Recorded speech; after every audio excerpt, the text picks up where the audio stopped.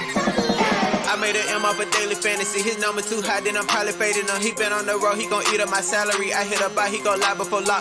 Play back to back, then I probably won't pick on the DFS bachelor, good as it gets. Bit a few liners and hit me a leg. He had a good game, but it might be a trick.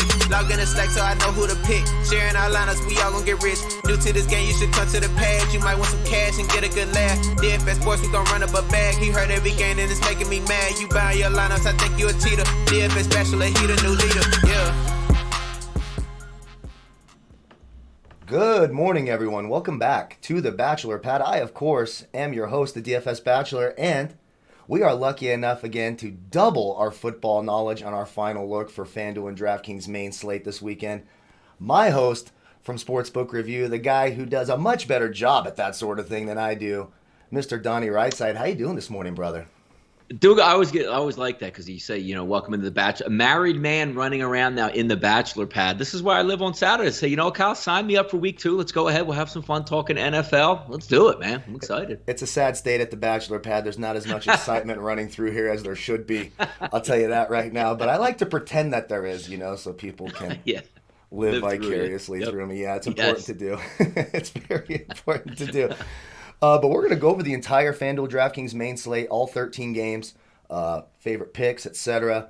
But first things first, a big thank you again. I say this every video, and I know it's redundant, but all the support, the kind words, making me a part of your day, I truly appreciate that. So thank you all so much. If you're new to the channel, welcome to the team. Please hit that subscribe button down below. Get access to all of our content. You will see the banner behind me and the link down below to Sportsbook Review. Donnie and I are live 4 days a week, 3.5 hours on Monday. We'll be live Sunday morning, tomorrow morning, an hour before kickoff. You can ask us all your questions. We'll try to get to them. I tend to ramble and take away the question portion of the show, but that is over there, so be sure to check all that. Our closing line show on Thursdays. We go over every game, pick every game, so check that out. You can get a ton of great stuff from Donnie. Winners in baseball, college basketball, football. Go to rightwager.com. Check out Donnie over there. You can see his Twitter handle right there, so check him out over there. Basically, you type in sports betting on YouTube or any platform, and Donnie's like on every show that there is. That's basically everybody wants Donnie on their show. Because, hey, he's just a proven winner. That's the bottom line. So be sure to check all of that out over there. As usual, we do a $50 weekly PayPal giveaway. That is sponsored by our friends at Tax Relief Advocates, making your tax debt disappear faster than my Jaguars bet on Thursday night.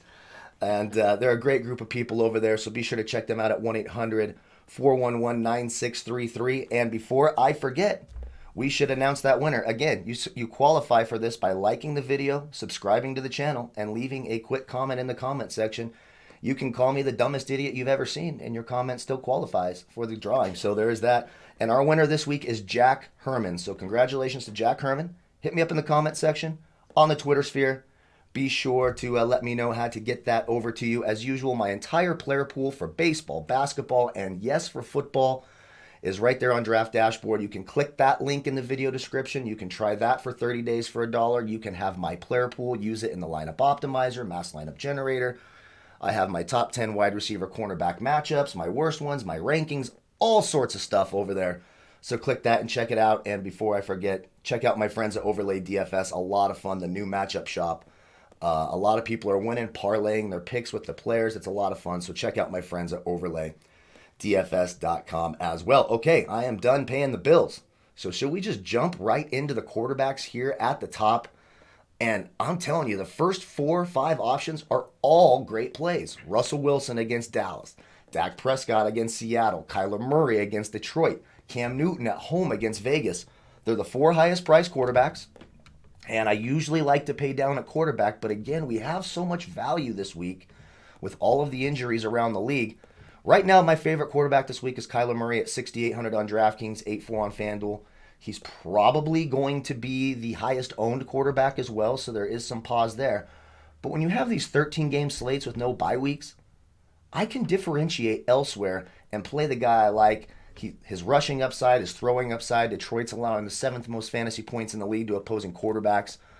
So I really like Kyler Murray, and I have no problem pivoting down to Cam Newton. I love the rushing upside there. In fact, the 2 running backs with the highest rushing total on this main slate anyways, Kyler Murray and Cam Newton. Right below that, you have Matt Ryan at 6'6". I think he's going to be lower owned because people are afraid of that Chicago Bears defense. They're at home. It's a must-win. No matter what's happening in the game, Matt Ryan's throwing the ball 40 to 50 times. So at 6'6" and 7'8", you got to like Matt Ryan. Some slight consideration for Ben Roethlisberger at home against a porous Houston defense. And if I stop right here at the 6K range, I think that's it. I don't have a ton of interest in Burrow in Philly. Tom Brady, I'm not going there anymore. I'm done with that. And then Phillip Rivers, I just think they run the ball down the Jets' throat. If we're looking over 6K here on DraftKings at quarterback, what stands out to you, Donnie? You know what's really interesting that stands out now is, I guess, the shifting of the guard in the NFL. Because, I mean, we can date this all the way back to the days with Joe Montana and Dan Marino, those pocket passers that you look forward to or used to, saying, you know what, I can guarantee 300 yards passing, maybe 2 or 3 touchdowns. But how about the top guys, Kyle, on the board? The wheels are what now are carrying people to victory. And what I mean by this, Russell Wilson can get outside the pocket, throw touchdowns, and run for yards. Dak Prescott, the number 2 overall quarterback. Look at last week, the vulture touchdowns the quarterback took away from Zeke Elliott, which was amazing. Josh Allen, Kyler Murray, Cam Newton, all guys that can now in this new age NFL not only throw for 200, because usually when you look and say, well, this guy's going to throw for 250 yards, well, I already lost because this quarterback threw for 350. But if Kyler Murray goes 250 in the air, 75 yards on the ground, 2 touchdowns in the air, and 1 on the ground, that is a massive day in fantasy football. So exactly. It's interesting to me to see those overall shifts. But getting down to what I like, it's hard not to like Russell Wilson. You got a banged up Dallas football team with an elite offense, and no doubt when you look into a betting perspective, 55s, 56, 57s now popping up on the board. Yeah. You expect those two to go toe-to-toe. So therefore, the 2 highest priced quarterbacks on the board, Dak Prescott and Russell Wilson. I don't think you can go wrong, and it's a good point you bring up. There's so many injuries to running backs with some lower level guys, those second stringers now vaulted in that number 1 role. You can save some money, and I agree with you on that. Josh Allen going up against the Rams, you figure he would have to score. Kyler Murray's just unbelievable. And he's going against that Detroit defense that can't stop anybody. And you think that Matt Stafford can trade touchdowns with Arizona. So a lot of these over-unders are high, and those high-priced quarterbacks make the most sense to me. Getting around that 6,700 level that you talked about, Cam Newton overall, I like him against that Raiders defense. But again, I like a little more sizzle on the opposite end because you can see that, yes, he's going to get the goal line carries. But I also like to say, can he have a big day passing? I mean, he can, but I trust those Russell Wilson, Dak Prescott's, Kyler Murray shots a little bit more than I do in that range. Yeah, Big Ben against Houston, they're favored in that game. It's not a high over-under. You figure they're lean on the running game because you're right. Houston's defense has been very porous, but good overall. Maybe one of those guys a little bit lower down, 6,300, Matthew Stafford. You can certainly see Matthew Stafford going for 3 touchdowns and 300 yards just to keep up with Arizona here. Absolutely. It's a great call. And last year when they played Arizona, I think he threw for 383 and 3 touchdowns.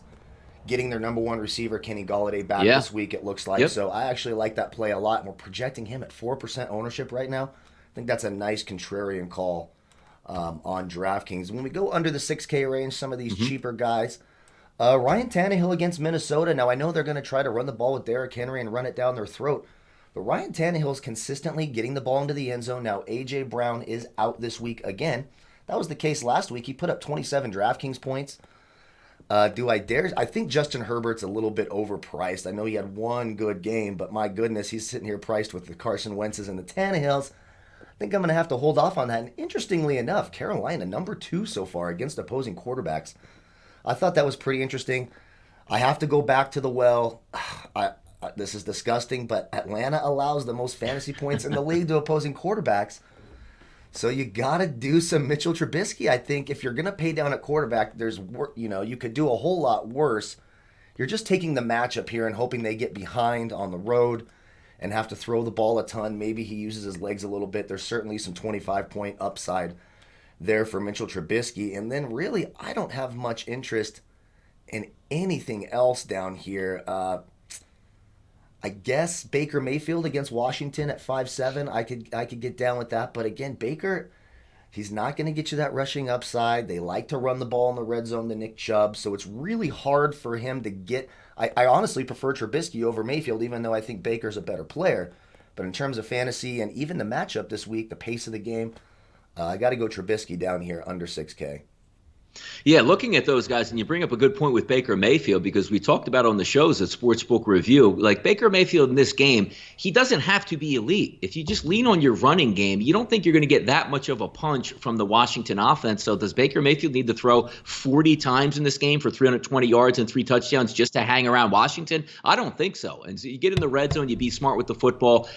Field goals are better than turnovers, and I think that'll be enough to win the football game for Cleveland. So I agree with you. If you're going to take a look at two guys under 6,000 matched up at 5,700 apiece, it's clearly Mitchell Trubisky to me, because I do think Atlanta's going to be able to move the football against that Chicago defense. You're playing in a dome, and there's not a lot to be desired with that Atlanta defense. So you figure Mitchell Trubisky should be able to walk in the 250 and 2 total touchdowns in this game, and I like that as a better matchup than Baker Mayfield. Going all the way down the list here, taking a look at Philadelphia, 5,800 with Carson Wentz. I normally would like this spot, but you're down Jalen Reagor at wide receiver. But I think the matchup here that you're going to focus on when we start to turn the running backs is Miles Sanders should have a big game in this. And that's going to take up a lot of chunks of, those first and goals from the 5-yard line that they're going to be able to punch in as opposed to throw the football. Normally, I would look for Carson Wentz against a really bad defense like the Bengals, but I think Miles Sanders is going to play really well in this game. Sliding it all the way down, you see guys like Derek Carr say, wait a second, only 5,400 going up against the New England defense.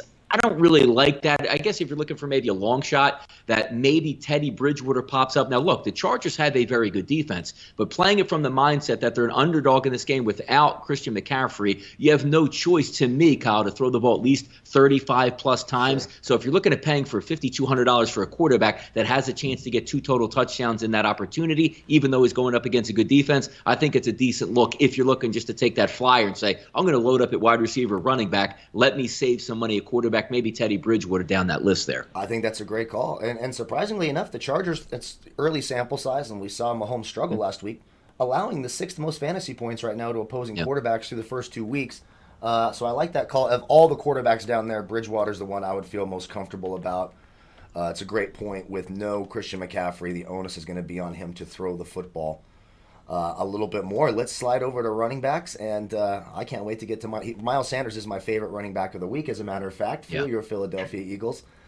So I am pretty excited about him, and he's a great price on DraftKings. You're seeing him at 6,400. But looking up here at the top, Derrick Henry against Minnesota at 7,800 makes a whole ton of sense. I don't even mind Zeke Elliott. Seattle is much better at stopping their run than they are against the pass, at least early on this year. He's the most expensive running back, but when you have a total, like you said, it's up to 57 on some books right now. High-scoring games, if they have 3 possessions that get down to the 2 or 3 yard line, they're going to give the ball to Zeke, as long as Dak Prescott doesn't poach the shit out of our touchdowns this week. It really pissed me off last week. But as long as that's not occurring, Zeke Elliott, and he's been involved in the passing game, 11 targets over the first 2 weeks, so you could certainly go there. I just think that you're getting so much value by saving some money on guys like Eckler against the worst run defense in the league in Carolina, Derrick Henry against Minnesota. Now, Derrick Henry, I prefer more on Fanduel because it's only a 0.5 point per reception on Fanduel.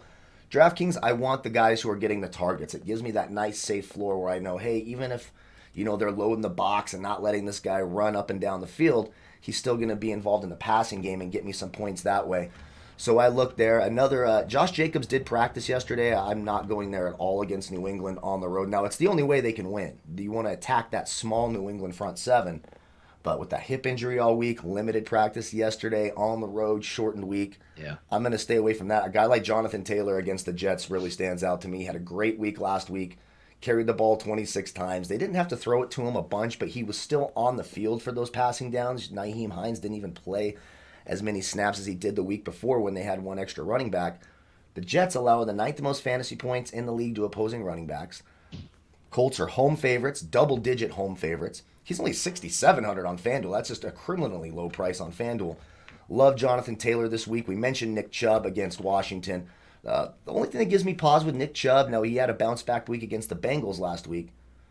You just worry that Kareem Hunt starts to take some of those touches away in the backfield, but if he gets rolling against Washington, Nick Chubb could have a big day. Eckler, any running back against Carolina. All year long, that's how it's going to be. They're being torched by opposing running backs. Eckler's going to be involved in the passing game. It looks like that offense is more explosive now that Herbert's there. We'll have to see. It's a one-game sample size, so I'm not going to fall all over myself on that. But I like Austin Eckler a lot against Carolina. James Conner bounced back in a big way. Houston is being torched by running backs, allowing the 5th most fantasy points. We saw what Clyde Edwards-Helaire did to them week 1, and then obviously every running back for Baltimore last week ran up and down their throats, so I really like that. Then we get to Miles Sanders. Cincinnati allowing the 2nd most fantasy points to opposing running backs. It was really encouraging to see him play on 80% of the snaps. They didn't limit him in any way coming back from that injury. 7 targets in the passing game. You mentioned Jalen Reagor being out, so they're going to need him even more in the passing game. I love me some Miles Sanders at 6'4" and 7'4". Probably my favorite running back over 6K. And if we stop right here at the 6K range, a guy like Kenyon Drake for Arizona. Yeah. Detroit allowing the 3rd most fantasy points to opposing running backs. Christian Kirk is out this week for Arizona, so they're going to be a little short at the wide receiver position. A guy like Kenyon Drake's always going to be a factor in the passing game. He had 20 carries last week. Sitting at 6K and 6'5", I really like Kenyon Drake. What do you think about the guys up top here?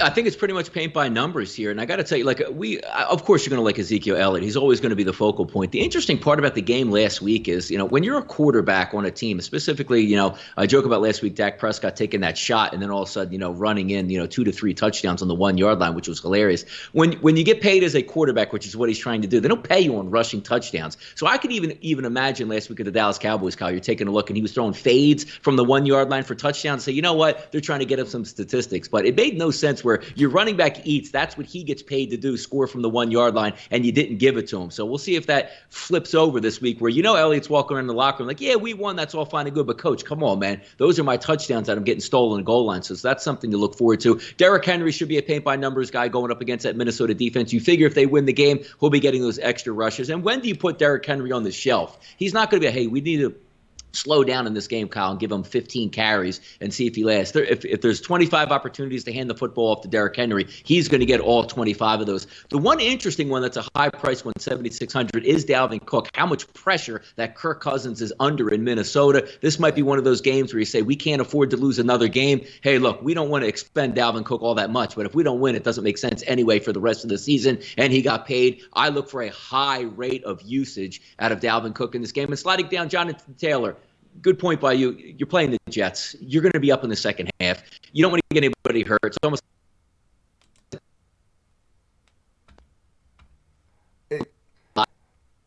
get some of this out there in Carolina. A good shot too. Miles Sanders, we talked about it as well. But there's a real interesting one here, just under 6,000. Well. Yeah, sorry, you cut out a little bit right there because, Skype is just world beaters with their product, of course. But going under 6K, starting right here, I guess I will. I think that's what you said, right? There's an interesting one under 6K. Is that where we left off right there? Damn Skype. Damn Skype. You got to love it. If we go under the 6K range, I think clean now. Sounds good now. Yeah, it sounds great now. We're fixed up. We're fixed up. We're ready to go.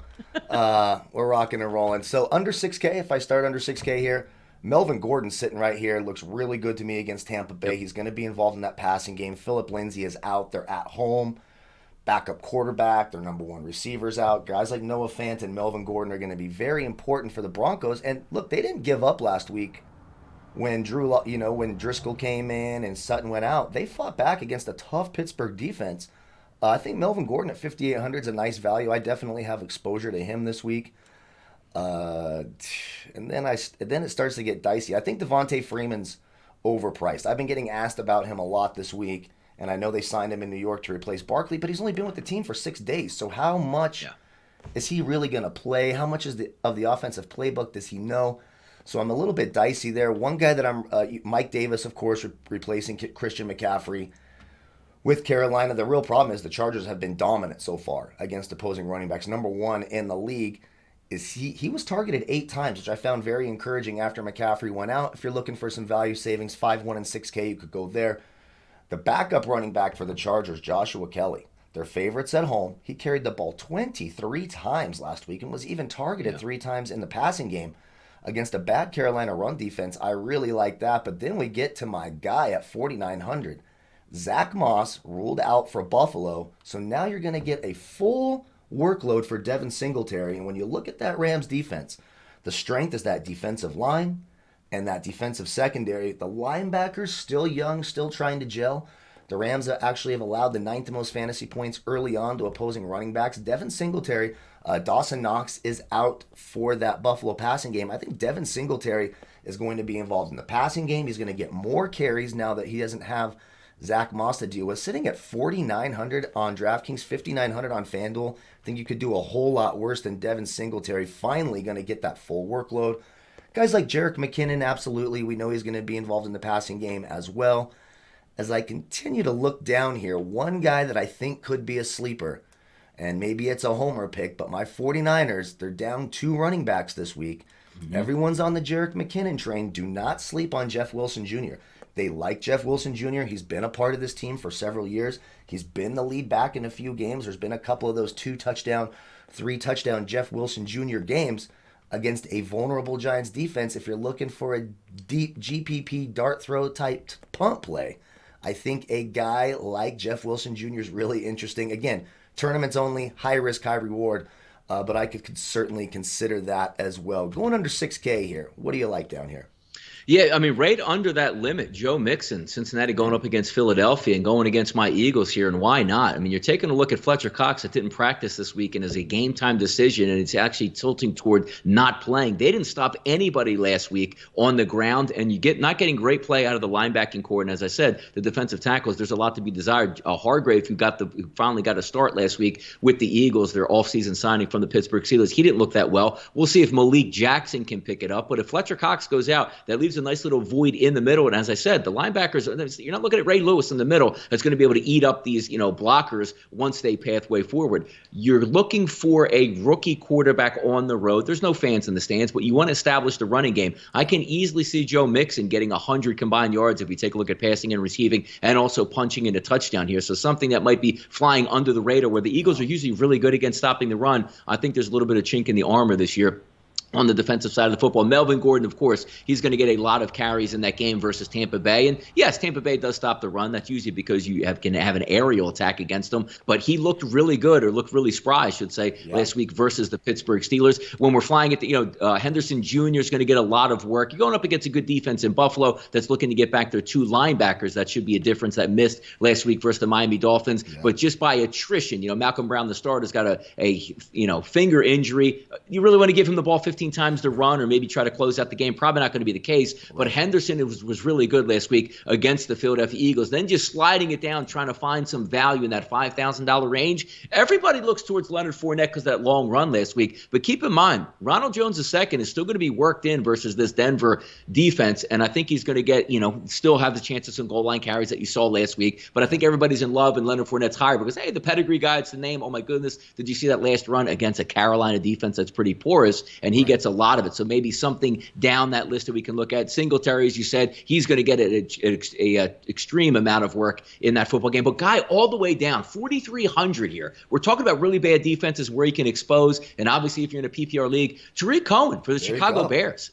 I mean, you're looking at a guy that he's not going to get a lot of carries. Maybe he gets 5 to 7 carries in this game, but he has every opportunity in this to get 5 to 7 catches out of the backfield, make some hay, and you're not paying an expensive price. So if you said, I want to pay up for a quarterback or a running back number 1, a nice little running back number 2, I think Cohen has a decent day on that turf down there at Atlanta against a bad defense. Love that call, and you're 100% right, especially in PPR situations. Atlanta comes out hot, gets up 14-0. See you later, David Montgomery. Hello, Tariq Cohen, a guy they just paid couple weeks ago, right? Gave him the contract extension. True. So I like that call quite a bit. I just don't see anything else down here that's all that enticing. Again, the Jeff Wilson's a little bit of a homer pick, but I'm telling you, it could be a little sleeper thing. Don't lock well, how many guys get hurt for San Francisco? I mean, you talk about Jerick McKinnon, who's been known to be injured, and then you got 3/4 of nobody else but this guy in the backfield. Those are the ones you hit home runs on. Yeah. That's right. They could win someone $1 million, or he could get a 0, and everyone will be pissed off at me next week, and we'll delete the tape. I'm not watching the show anymore. Kyle said, I'm not watching this anymore. I'm out of here. You'd be surprised how much you know what? It's funny to learn, especially being on the sports betting side, is how passionate the Raiders fans are. I had no idea the Raiders fans, they just... when the Raiders are back to like 2-3 pretty soon, we'll turn that tide real quick in the chat box. So. Yeah, they get very, very worked up over the Raiders. I love it. I like that a lot. I thought it was Patriots fans, but no, it's Raiders fans. I'll tell you that. All right, let's jump over to wide receiver. Always lots to get to over here. And when we start right at the top, and again, when you're playing the most expensive player at the position, you need them to be the highest scoring player at that position, or you're really leveraged against the field in those tournaments. But I think he has a great opportunity. DeAndre Hopkins, 7,900 on DraftKings, 8.5 on Fanduel. I was able to fit him into my lineup just fine with Kyler Murray and Miles Sanders. That's one of my favorite cores this week is going with those three players. 25 targets over the first 2 weeks of the season. Detroit's 21st against opposing wide receivers. He's going to see Desmond Trufant and Amani Oruwariye. I can never pronounce his name right. It's a plus matchup across the board. No Christian Kirk now this week, which means they're just going to target him more. Cliff Kingsbury does such a great job of getting his best players in positions to get the ball. He doesn't just line them up on the left-hand side and say, run the same route over and over again. He's going to be in the slot, on the right side, on the left side. He creates matchups. Love me some DeAndre Hopkins this week. I think you can lock him into a ton of your lineups, and you know you're not going to get that, what Amari Cooper does sometimes, that 2 catches for 15 yards type of game. Julio Jones is going to be a game-time decision all the way up until kickoff. I don't think you can trust him this week. I just don't. If he's already banged up, he's going to be on the field for 3 or 4 plays. We've talked about this a ton over at Sportsbook Review. So I'm fading Julio Jones and going to a Calvin Ridley, who's just a couple hundred cheaper. 7.2 on DraftKings, 8K on FanDuel. He's got 22 targets over the first 2 weeks of the year. I know the Bears seemingly have a good defense, but again, Atlanta's going to throw the ball a ton. Whether they're up or they're down, they're going to throw the ball a ton. Calvin Ridley, big-time upside this week. Look at a guy like Mike Evans against Denver. Denver's a little banged up now in that secondary. He's 6.8 on DraftKings, 7.7 on FanDuel, 10 targets last week coming back from that injury. Denver, 25th right now against opposing wide receivers on the road. I could get down with some Mike Evans. Now, Chris Godwin is coming back. That could hurt his target share, and Brady hasn't looked great, so it's certainly something to consider. Then you get to Juju Smith-Schuster. Was hurt all week. They announced he is going to play. 6.6 on DraftKings, not overly expensive. 7K on FanDuel. 14 targets the first couple of weeks. Houston's secondary is nothing to write home about. I like Juju Smith-Schuster quite a bit. Then we get to a couple of my favorite plays, and they're both Seattle wide receivers. I love DK Metcalf at 6.5, but Tyler Lockett is 6,400 in the slot for Seattle. Yeah. On paper, he has the best matchup, wide receiver cornerback matchup in the league against Jordan Lewis, who right now is giving up 0.94 fantasy points per route ran against. That's an atrocious number. Tyler Lockett has big-time upside. Amari Cooper sandwiched right in the middle. All 3 of these receivers are in a great spot. You've got Dallas allowing the 5th most fantasy points to opposing wide receivers, and Seattle actually allowing the most fantasy points through the first 2 weeks of the year to opposing wide receivers. All 3 of these guys, Metcalf, Cooper, and Lockett, are going to be target monsters tomorrow, and the highest total on the slate at 57 points. I love that play a lot. All 3 of them. I have exposure to all 3 of them, and I think they could all 3 hit value. You could try to jam all 3 of them into a lineup and be just fine. And another guy right here, right above 6K, who I think has a shot now that they decided to start the rookie quarterback, a wide receiver who plays 96% of the offensive snaps. You don't see that very often in the NFL. Keenan Allen is at 6.1 on DraftKings, 7.1 on FanDuel against a bad Carolina defense. They're at home. 18 targets now through the first 2 weeks with what would say questionable quarterback play. Like, when you start your rookie quarterback after you gladiator your starting quarterback in the chest before the game and, take away his lung, which is just the craziest fucking story. I just can't even believe it. I just think back to Gladiator. I really do. Yeah. When, Joaquin Phoenix stabs Russell Crowe and then says, okay, come fight me. That's basically what happened. It's crazy. But I think Keenan Allen could be a sneaky play there at 61. And then above 6K, that's about it for me. What do you like up top? It's interesting you bring up Keenan Allen because how good of wide receiver he's been. He's really hamstrung at at quarterback. And we're not even talking this year with Tyrod Taylor coming in as sort of that think-and-dunk quarterback. We've seen Phillip Rivers over the past 5 years, arm strength diminished. If you beat your guy 40 yards down the field, he can't get you the football. But now you have a guy with an absolute laser beam that, hey, if I beat my guy, I can catch that deep 15-yard out now that I never had before, and I can also hit that deep shot off. And you talk about going up against a bad defense, those opportunities should be here. We usually think of Keenan Keenan Allen is like a receptions monster. Like he can get 7 and 8 catches, but he's really not stretching the field. And that's a product of his quarterback, which now you might be able to play into. And that's a pretty cheap number overall, looking at 6,100. Top guys, of course. I mean, who's not going to want to stack Kyler Murray and DeAndre Hopkins this week? He's a volume monster. They're going to try to get him the ball as much as they can. If you even said to this week, like, oh, man, I expected him to get more. More as in what? He's probably going to get at least 7 catches in this game, maybe even back up into the double digits because you're anticipating a high-scoring affair between Arizona and Detroit. What's really interesting now and again, we talked about like the advent of the quarterbacks that, can actually run the football being higher priced than what they used to be because usually not so good a passer. Look at these wide receivers that are bunched. Julio Jones and Calvin Ridley, same team. Mike Evans, Chris Godwin, same team bunched up. DK Metcalf, Tyler Lockett bunched up. The good part about that is if you don't go against one of those other guys, you can sort of open up your field because you're always trying to look at that wide receiver and say, who's going to dominate this game? And it's really a coin flip. Like if Julio plays and is healthy, that's a coin flip going up against Ridley. The same thing with the other 2 wide receivers. So if we take a look at some of those advantages, yes, you're going to like Mike Evans, still no A.J. Bouye for that Denver defense. And yes, you're still going to like Godwin, but it's hard for me to differentiate who might have the bigger game because you take Chris Godwin, he gets 5 catches for 60 yards, say, man, why didn't I just go Mike Evans, 7 catches, 110 and a touchdown? Yeah. Those are harder to try to decipher. But when I slide down the list, I'm telling you, like the sneakier plays, and it matters just if you can get average quarterback play. 6,200 on the board, Allen Robinson the second. You read my mind. I'm staring at his name. Yeah. It's the same exact Tyreek Cohen because you're not going up in a game where you're saying, we got to win this 17-14. Atlanta is going to score on Chicago's defense. So if you pencil Atlanta into just to say, even on the low end, 24 points, you still have to move the football. You're not going to ground and pound. You're going to have to air it out. They're not a great secondary. So if he's lower in that level, you say, you know what? That's a sneaky target as opposed to paying up and paying almost $8,000 for a starter. You might get the same amount of production from Allen Robinson that you would as a high-level guy. And if I'm taking a look at Allen Robinson, I know he's the number 1 wide receiver. Mitchell Trubisky wants to get him the football. The hard thing about going, I love Tyler Lockett as well. I think he's going to have a great game, but there's still a really good option on the other side. The same thing with Tampa Bay and also the same thing with Atlanta if Julio Jones plays. That singular guy that I'm not paying a ton for, I like Allen Robinson in that game versus Atlanta. I like it a lot. Now, I'm a little down on him just because he's pissed me off the first 2 weeks. I've been all over. And he still had 18 targets, and this is eventually things will regress towards the mean. It's a great matchup. He's going to see Darquez, Denard, and A.J. Terrell. Every corner on that roster is giving up over a half a point per fantasy route ran against, so it's certainly a vulnerable secondary. Don't break my heart again this week, Allen Robinson. I would have been in the thousands on DraftKings. By the way, we had a guy who watched our Thursday night football DFS show. Won $20,000. Hit me up on Twitter. Nice. I thought that was really good. He's going to need that. He's going to need that tax advocate you got over there. Exactly. That's why you have it on the show. Yep. Sure. Hit up the tax relief advocates. There we go. Hit them up. Sponsoring that giveaway. It's funny. People do get mad. Like, oh, so many promos at the beginning. I'm like, well, hey man, people want to be on the show. The price is right for everyone, True. I'm not Mother Teresa, all right? I'm not.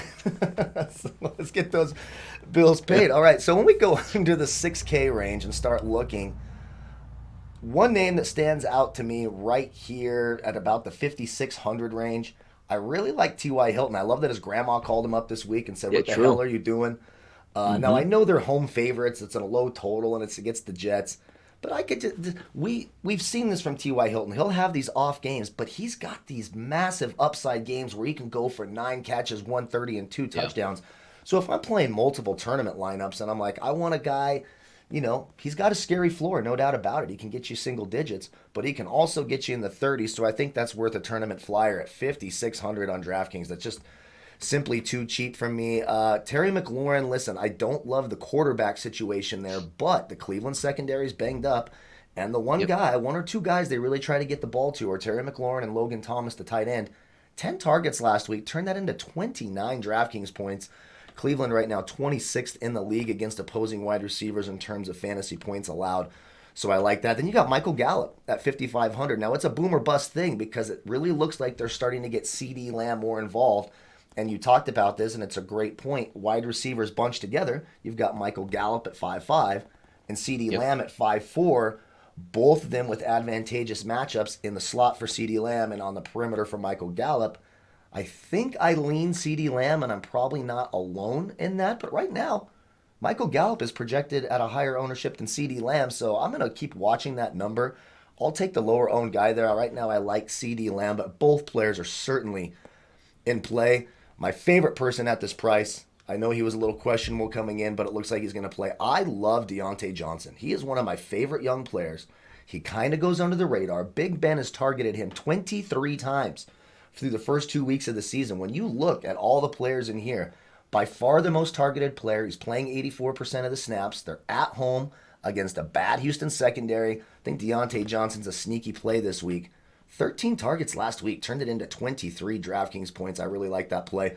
Of course, Corey Davis is now the number one guy with A.J. Brown ruled out again against a bad Minnesota secondary. He's going to see Holton Hill and who's the damn rookie? I forget his name already. It's a terrible secondary. They're on the road, so if Minnesota comes out fired up, maybe Minnesota puts an early 7 or 14 on Tennessee. They're forced to throw the ball. Corey Davis is their number one option, and they look to him in the red zone, which I like a ton. Your boy, Deshaun Jackson, you mentioned Jalen Reagor being out. The bad Bengals defense, warm weather in Philly. They need this game. It's a nice total, 47.5. He's a big play guy. He's been targeted 16 times. He just hasn't had that massive explosive play. You know it's coming from Deshaun Jackson. He's going to have one of these games where he has a 70-yard touchdown right off the bat. This could be the week, so I like him for tournaments. Russell Gage has been an absolute beast for Atlanta. Now you have a hobbled Julio Jones. Even with Julio Jones healthy, 21 targets and 40 DraftKings points through the first 2 weeks of the season.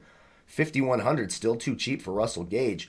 So I have a lot of interest there. We mentioned this Bears passing attack. I think Anthony Miller in the slot. Now it's a tournament only play. He's not heavily targeted, but you will see Mitchell Trubisky go to Anthony Miller in the red zone. He's got some touchdown upside at 4.9. Larry Fitzgerald now with Christian Kirk out is going to see even more targets. Now you're not going to see that 80-yard touchdown, but at 4,600, 7 catches, 80 yards, he gets you a 15. He's absolutely hit value. Danny Amendola in the slot. I think a guy like Golden Tate in the slot against the 49ers at 4-5 makes a lot of sense. Sterling Shepard out, so Golden Tate's going to be relied upon even more. Obviously, no Saquon Barkley. They got to go to someone. You got an injured 49ers defense, injured defensive line, injured secondary. Thinking about that turf a little bit, I think Golden Tate can be quite interesting. N'Keal Harry for the Raiders. Looks like he's going to play, was limited all week. 12 targets last week by Cam Newton. Beatable secondary, 4,200. Looks like the guy they want to go to on those little screen routes and run pass option routes when they're not going to Edelman. So I think N'Keal Harry at 4,200 is an interesting value as well. And then Adam Humphries, 3. I always have interest in Adam Humphries in the slot. Tannehill loves to go to him. The Vikings, terrible defensively. He's at 3.9 and 4.6. Sort of one of those 50-50 cash game guys that you know are going to get targets. So you can rely on him to get you, 8 to 10 points. What do you like down there? Yeah, just under 6,000. I'm taking a look at one of those guys that maybe will get overlooked just because of his name, Tyler Boyd, going up against, again, the Philadelphia Eagles. It's not so much I don't like the Philadelphia Eagles secondary because Darius Slay is very good, but Darius Slay is probably going to draw a lot of coverage to A.J. Green, which would leave him open. And also when I talk about fourth quarter wide receivers, I like to take bad football teams' wide receivers in the fourth quarter. Why? Because they're projected to be losing. You saw Joe Burrow have a couple nice little comebacks late in the game. Tyler Boyd should be able to eat up an extra couple receiving yards and also catches, but also right below him, the same price, 5,900, Terry McLaurin. I don't love it. I'm the same thing as you. I look at this game and I'm like, well, I don't like Washington's offense that much, but I do expect Washington to be losing, and he has a lot of boom or bust potential. Let's just say a 2-touchdown lead in the fourth quarter if it gets by that margin for the Browns. He's going to be able to pick that up. You can tack on 3 more catches for 40 yards, maybe even a late touchdown. That's insignificant. Yes, Denzel Ward, their top cornerback, probably is going to miss this game with a groin injury, so that all plays into it. Marvin Jones Jr. out in Arizona, just by volume, I think it's going to be a solid play because Kenny Golladay will come back in this game where we anticipate it. He's not going to be 100%, so that's probably going to be your A1 guy. The T.Y. Hilton look, about 5,600, that's really cheap because we know that he can score a touchdown and be motivated, but how motivated is that offense for Indianapolis and Frank Wright that's going, hey, you know what? we score 17 points, we probably have this game in hand. I don't know how many looks that he's going to actually get down the field. Michael Gallup in Seattle, again, you're talking about one of those guys that's going to be 5,500 that might see a wide open 40-yard touchdown this game because there's so many talented weapons on the field and a struggling defense right now, which is amazing to me, that secondary with all that talent for Seattle. But it is what it is, and that should be a higher scoring football game. Going down the list, we talk about the two players here, roughly, actually the same exact price, 5,200, and they're like twins to me. One's just a little bit older version. You made a great call, Deshaun Jackson. It's not that he's going to be able to come into this game and you see that 3 for 30, which very might be a possibility for Deshaun Jackson. But there's always the possibility of the 165-yard touchdown that when you're paying 5,200 pays for that price and more each and every week. And it's the same thing with Robbie Anderson. He could be absolutely invisible the first 2 quarters in that game, and he pops up in the third quarter with a 62-yard touchdown catch, and all of a sudden tacks on late if they're losing, turns into a nice day. 6 catches. 110 yards, 1 touchdown, and that's going to pay for itself as well. But going down all the way down these lists,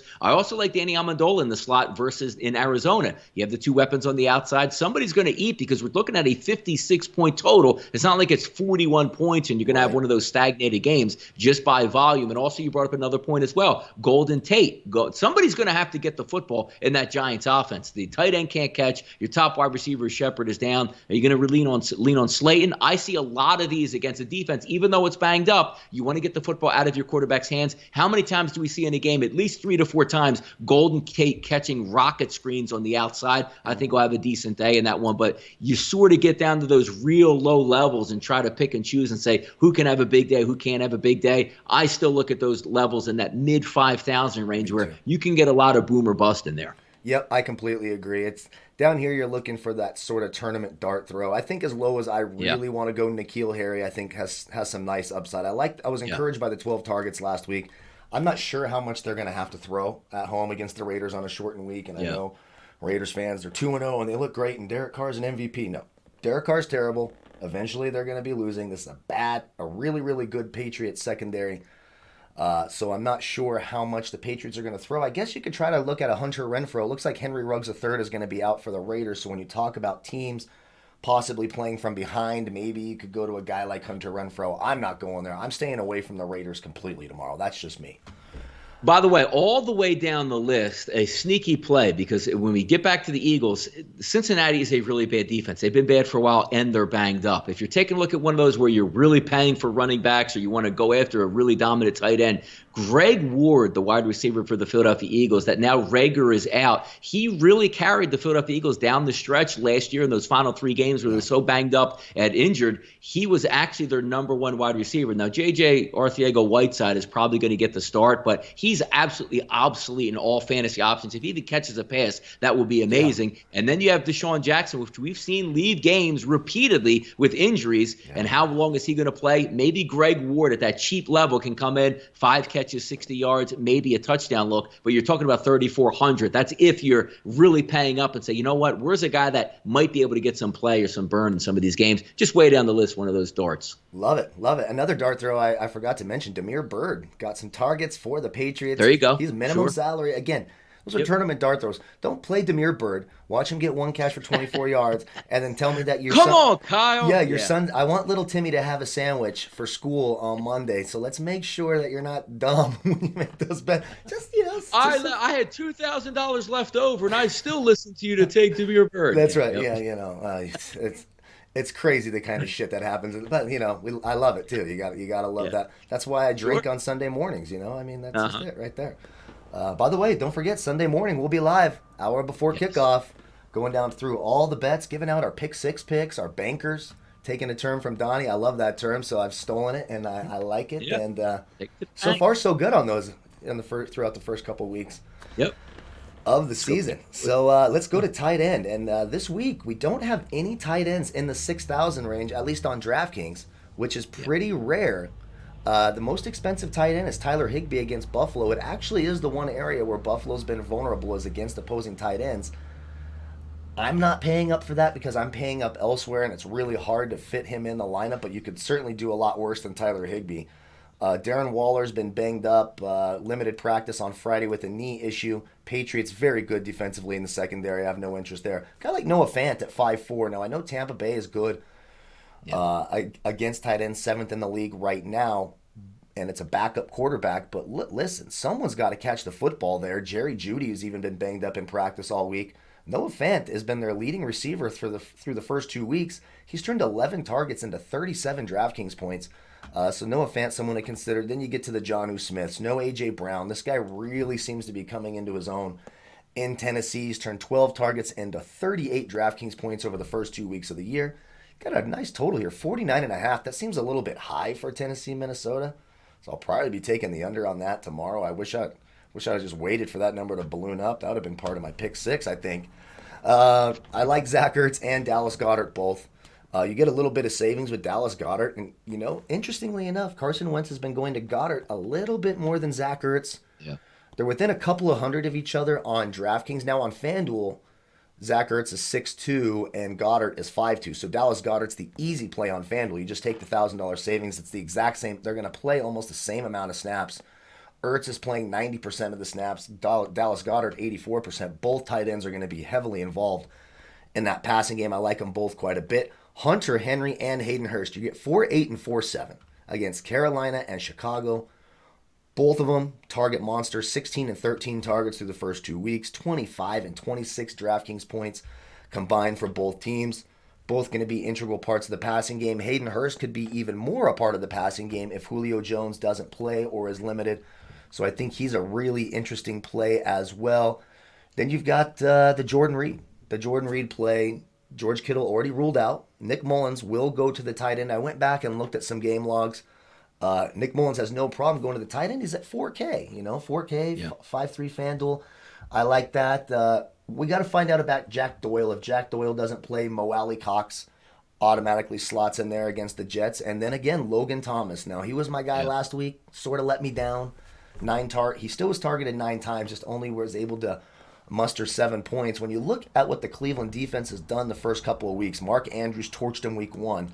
Then week 2 on Thursday Night Football, C.J. Uzoma is lighting him up. He gets hurt. Then Drew Sample lights him up. The tight ends had a combined 11 catches for 87 yards and a touchdown against that Cleveland defense. Logan Thomas, 3-7 and 4-9, 17 targets over the first 2 weeks of the season. I think you could certainly go there.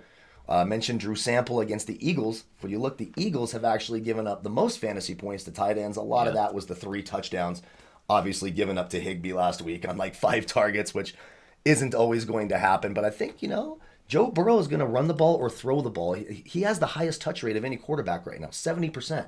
He's running it or throwing it, which I thought was really interesting. More than Kyler Murray, more than Russell Wilson, more than Cam Newton is Joe Burrow. Drew Sample could be a nice little safety blanket there. And then that's it for me. I have a feeling we might hear about some Gronk, but I can't do it again this week. I know we've been in the headlines talking about I'm a blocking tight end, but I'm just not sure I can do that. When we look at the tight ends, what are you liking this week?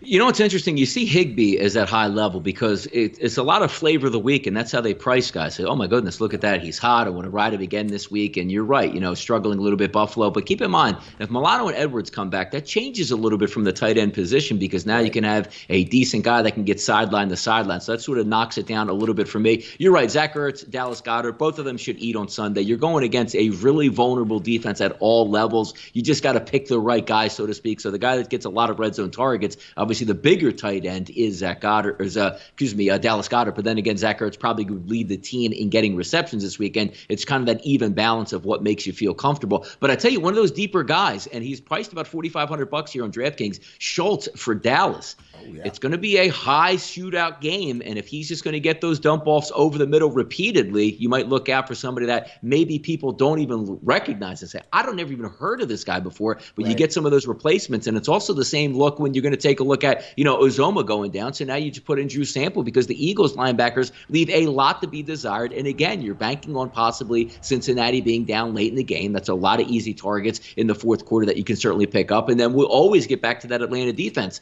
When you're paying $3,400 for a Jimmy Graham, you don't need 7 catches back in the day when he was with the New Orleans Saints for 120 yards and 2 scores. You're looking for 3 catches, 40 yards and a touchdown, 3 catches, 30 yards and a touchdown. That's going to pay for itself going all the way down the list. And yes, look at Rob Gronkowski, 3,300. Till he gets back in the football shape, I'm going to assume that we probably, unless you're just taking a flyer because it's his name and Tom might want to hook him up late in the game, it's a cheap price to pay for him, but you're getting down to some of these guys that really don't have much, and you're just praying that they even get in the football game and maybe have a play called for them. So there's some decent options up top that you could take a look at, but one that pops out the most, obviously, is the Schultz pick, about 4,500. A lot of points in that game. Maybe he steals some of the shine away from those wide receivers. I like it. I think that's a great call, and I just marked him on the player pool because I was guilty of that too, overlooking. Then you look, you're like, oh damn, he's playing 85% of the snaps, 10 targets. Yep.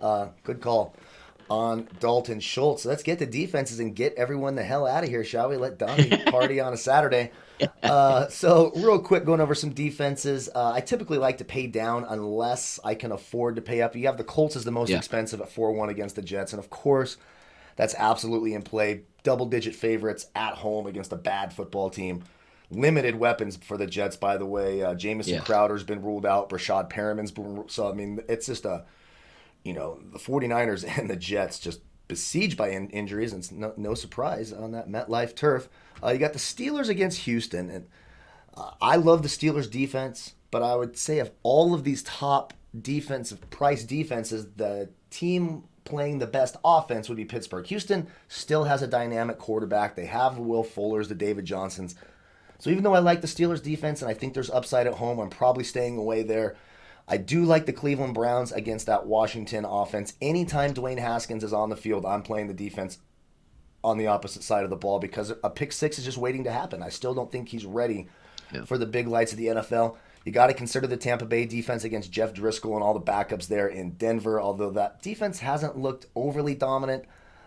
I do think Carlton Davis on the outside, you could put him on any of those receivers for Denver, load the box. It could be tough sledding for that Denver offense this week. You look at the Chargers against Carolina. It makes me nervous because I do think Carolina has weapons, even though they're without Christian McCaffrey. They still have Moore and Samuel and Robbie Anderson.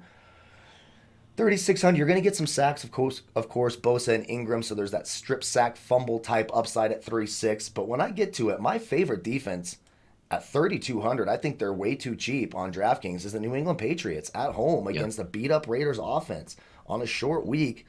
3.2 on DraftKings is too cheap. Now they're 4.9 on Fanduel, a much different story there, but we saw last year when this Patriots defense gets rolling, they were the numbers through 4 weeks last year. They were the number 6 overall fantasy score. That's including quarterbacks and running backs. This team can really get on a roll. Stephon Gilmore, J.C. Jackson, Bill Belichick's going to scheme this game properly, so I could certainly go there. And then as I start to get down, is there any defense down here under 3,000 that I think has a shot? For me, the only one I could really see that I might take a chance on are your Philadelphia Eagles at 2,800. It's just a rookie quarterback going to Philly, must win. You're still going to get that good pass rush from the Eagles. I know the secondary hasn't been great, but you expect it to start being a little bit better. The linebackers have been dreadful. You're right about that.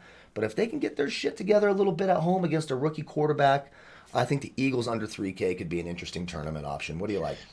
Yeah, it's interesting that you bring that up because the one thing I don't like about the Eagles' defense is obviously if Fletcher Cox can't go, you lose that push up the middle. And Brandon Graham's been a little bit slow this year, and Barnett coming back from injury, he's been slow. And also you see Joe Burrow, he's a really good runner at quarterback, so he can elude that pass rush and pick up some yards. Hasn't had the propensity for just being a turnover machine. So I could see your point in that because if you're going to get a defense that's in the lead, what's the theory? In the fourth quarter, you could pick up an extra sack or two and try to add on. And again, you're not overpaying for an Eagles defense, right. So I do see that as well. The one team that actually sticks out to me a lot, and it's a team that I don't think is going to win the football game, but there's a propensity from the offense to sort of self-destruct a little bit. That's the Washington football team defense going up against Baker Mayfield.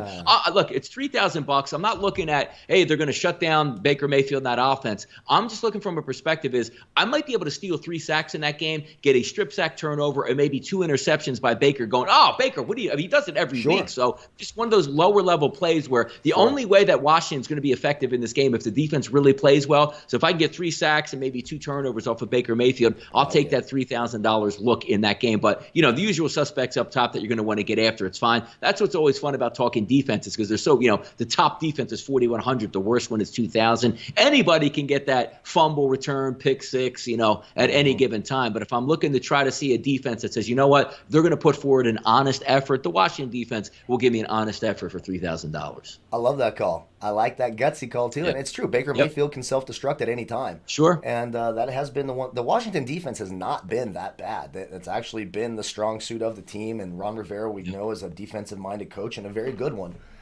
at that, and they're playing hard for him. So I like that call as well. Right now, I think my favorite defense is that Patriots defense. I love that price. Yeah, people see last week what? Oh my God, Seattle ran him off the field. They're not the old Patriots. Russ does that to every single team he plays. You'll get back in that mode where, again, you're talking about an offense with the Patriots that we talked about being a chameleon on offense from Bill Belichick and Josh McDaniels saying, we got to open it up against Seattle, which they did and put up a lot of points. You can now revert back in this game because I don't think they're going, guys, we got to get 28-plus points if we're going to beat the Raiders. That's not the case here. So I think if they slow it down, I think that New England defense will do well. I think it's a great look at 3,200. Yep, I totally agree. I think that's it for everything. We covered everything. Baby. Anything else you wanted to touch on before we get the hell out of here? No, I'm just looking forward to another great day tomorrow. And, we love fantasy football, so we love to get a lot of points. And we're not talking about November's chilly conditions and, wind and rain. You're going to get a lot of good football tomorrow and some good weather. So I'm looking forward to it, Kyle. Yeah, it's my biggest investment so far. I'm like you. I like to wait till week 3, week 4 when I have some information. So tomorrow's my biggest investment so far of the season. So I'm really looking forward to it. Again, thank you so much for joining the show. It's so nice to double the football knowledge here on the Final Look DFS show. For all you guys, don't forget to like, comment, subscribe. Congratulations again to our winner, Jack Herman. Be sure to check Donnie out over at rightwager.com. Follow him on Twitter. All sorts of winners, bankers. Just type in sports betting. You'll find Donnie everywhere.